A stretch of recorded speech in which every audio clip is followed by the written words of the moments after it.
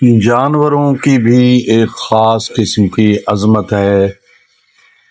امام باقر علیہ السلام نے فرمایا، جس گھر میں بھیڑ ہو، دمبی ہو، بکری ہو، گائے ہو، یعنی دودھ دینے والی کوئی ایسی چیز ہے، جانور ہے، تو اس گھر میں دو فرشتے روزانہ آتے ہیں۔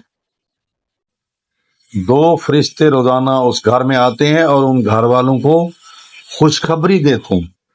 کیا خوشخبری دیتے ہیں؟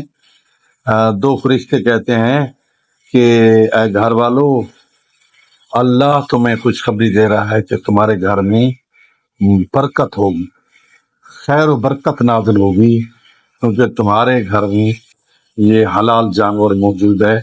تو یہ حوالہ ہے تہذیب الاسلام کا، اوپر لکھا ہو، ٹھیک ہے؟ تو جانور پالیں۔